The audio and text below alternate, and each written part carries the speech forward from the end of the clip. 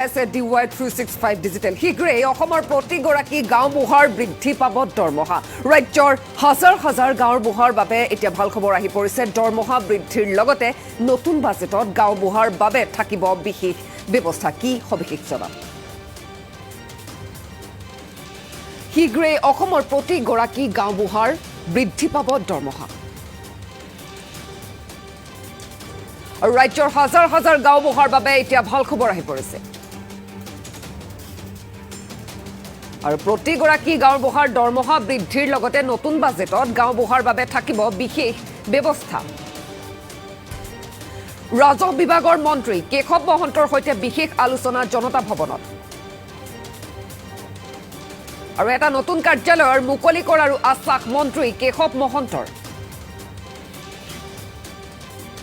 সকলো গাঁও প্ৰধানলৈ ভাল খবৰ অহা প্ৰতিশ্ৰুতি কেশৱ মহন্তৰ আৰু দিছপুৰ প্ৰেছ ক্লাবত সদৌ অসম গাঁও প্ৰধান সংস্থাৰ সংবাদমেল আৰু শীঘ্ৰেই অসমৰ প্ৰতিগৰাকী গাঁওবুঢ়াৰ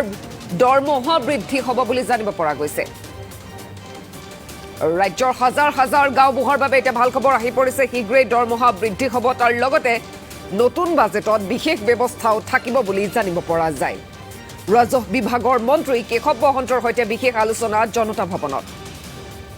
আৰু এটা নতুন কাৰ্যালয়ৰ মুকলি কৰাৰ আশ্বাস মন্ত্ৰী কেশৱ মহন্তৰ সকলো গাঁও প্ৰধানলৈ ভাল খবৰ অহা প্ৰতিশ্ৰুতি কেশৱ মহন্তৰ দিছপুৰ প্ৰেছ ক্লাবত সদৌ অসম গাঁও প্ৰধান সংস্থাৰ সংবাদমেল অনুষ্ঠিত হয় আৰু তাৰ পিছতেই দেখিবলৈ পোৱা গৈছে শীঘ্ৰেই অসমৰ প্ৰতিগৰাকী গাঁওবুঢ়াৰ দৰমহা বৃদ্ধি হ'ব বুলি জানিব পৰা যায় ৰাজ্যৰ হাজাৰ হাজাৰ গাঁওবুঢ়াৰ বাবে এটা ভাল খবৰ দৰমহা বৃদ্ধিৰ লগতে নতুন বাজেটত গাঁওবুঢ়াৰ বাবে থাকিব বিশেষ ব্যৱস্থা আৰু ৰাজহ বিভাগৰ মন্ত্ৰী কেশৱ মহন্তৰ সৈতে বিশেষ আলোচনা হয় জনতা ভৱনত আৰু তাৰ পাছতে এই সিদ্ধান্ত গ্ৰহণ কৰা হয় বুলি জানিব পৰা যায় আৰু এটা নতুন কাৰ্যালয়ৰ মুকলি কৰাৰ আশ্বাস প্ৰদান কৰে মন্ত্ৰী কেশৱ মহন্তই সকলো গাঁও প্ৰধানলৈ ভাল খবৰ অহাৰ প্ৰতিশ্ৰুতি দিলে কেশৱ মহন্তই দিছপুৰ প্ৰেছ ক্লাবত সদৌ অসম গাঁও প্ৰধান সংস্থাৰ সংবাদমেল অনুষ্ঠিত হয় আৰু তাৰ পিছতেই প্ৰতিশ্ৰুতি আহিছে মন্ত্ৰী কেশৱ মহন্তৰ তৰফৰ পৰা যে এটা নতুন কাৰ্যালয় মুকলি কৰা হ'ব সকলো গাঁও প্ৰধানলৈ ভাল খবৰ আহিব এই প্ৰতিশ্ৰুতি ৰাজ্যৰ হাজাৰ হাজাৰ গাঁওবুঢ়াৰ বাবে ভাল খবৰ যেহেতু তেওঁলোকৰ দৰমহা বৃদ্ধি হ'ব তাৰ সমান্তৰালকৈ নতুন বাজেটত থাকিব গাঁওবুঢ়াৰ বাবে বিশেষ ব্যৱস্থা আমাৰ ওচৰত মন্তব্য আছে মন্তব্য আগবঢ়াইছোঁ আমাৰ গাঁও প্ৰধানৰ আমাৰ দীৰ্ঘদিনীয়া এটা সমস্যা এই সমস্যাখিনি লৈ আমি ৰাজহ বিভাগৰ লগত বহুবাৰ আলোচনা হ'ল মুখ্যমন্ত্ৰীকো আমি কেইবাবাৰ আমাৰ এই সমস্যাখিনিলৈকে আমি দৃষ্টিগোচৰ কৰা হৈছিল তেখেতক লগ কৰা হৈছিল আৰু যোৱা জানুৱাৰী 15 তাৰিখে আমাৰ নতুন ৰাজহ মন্ত্ৰী কেশৱ মহন্ত ছাৰক আমি তেখেতৰ বাসগৃহত লগ কৰিলোঁ আৰু তেখেতক লগ কৰাৰ মুহূৰ্ততে আমাৰ যিখিনি দাবী এইখিনি অহা এক মাহৰ ভিতৰত মানে এপ্ৰিল মাৰ্চৰ ভিতৰত তেওঁ এটা আশ্বাস দিলে আৰু সেই মৰ্মে আমাৰ সন্থাৰ লগত এটা সৌহাৰ্দ্য আলোচনা কৰাৰ এটা কথা তেখেতে ঘোষণা কৰিছিলে আজি দিনটোত তেখেতে আমাৰ লগত তেখেতৰ কাৰ্যালয়ত তেখেতৰ ৰাজহ বিভাগৰ যি প্ৰিন্সিপাল ছেক্ৰেটাৰীৰ পৰা আৰম্ভ কৰি বিভাগীয় লগত আমাৰ সংস্থাৰ লগত তেখেতে আমাৰ লগত আলোচনা কৰে আৰু সেই আলোচনাৰ মৰ্মে আমাৰ যিখিনি দাবী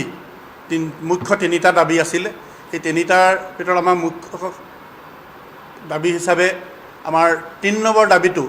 আমাৰ যিটো মুখ্য কাৰ্যালয় এই কাৰ্যালয়টো নতুনকৈ নিৰ্মাণ কৰাৰ ক্ষেত্ৰত আমি তেখেতক প্ৰস্তাৱ দিয়া হৈছিলে আমাৰ দাবী দিয়া হৈছিলে তেখেতে 4জনীয়া এখন কমিটি আমাৰ সন্থাৰ 2জন মেম্বাৰ আৰু ছেক্ৰেটাৰী লেভেলৰ এজন আৰু ইঞ্জিনিয়াৰ লৈ পেলাই তেখেতে আমাৰ বিল্ডিংটো আপগ্ৰেডেশ্যন কৰাৰ ক্ষেত্ৰত এটা আশ্বাস দিছে আৰু খুব সোনকালে আমি সেইটো হৈ উঠিব বুলি তেখেতে আমাক প্ৰতিশ্ৰুতি দিছে আৰু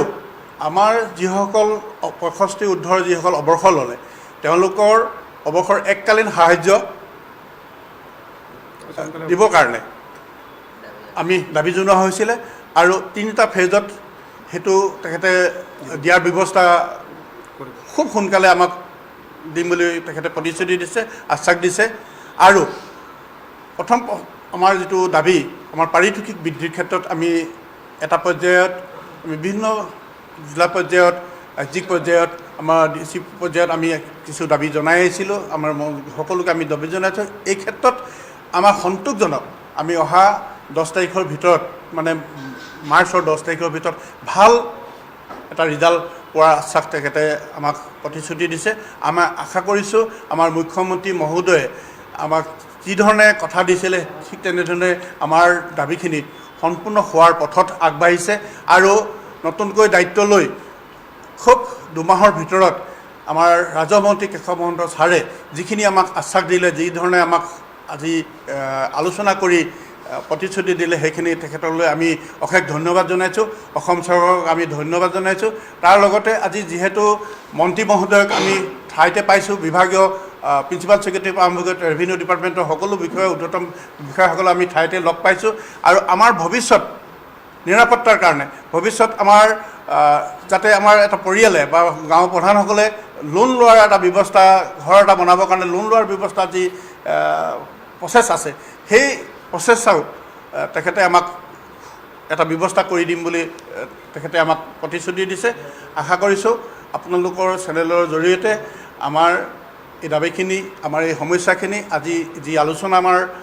এটা সৌহাৰ্দ্য আলোচনা হ'ল সেই আলোচনাখিনি যাতে আপোনালোকে প্ৰকাশ কৰে আৰু আমাৰ আশা কৰিছোঁ আমাৰ দাবীখিনি খুব সোনকালে ফলপ্ৰসূ হৈ উঠিব অহা 10 তাৰিখে আমাক ভাল খবৰ পোৱাৰ 10 তাৰিখৰ ভিতৰত 10 তাৰিখে গৈছোঁ 10 তাৰিখে 10 মাৰ্চত তেখেতে ভাল ৰিজাল্ট এটা আমাক দিব বাজেট অধিৱেশন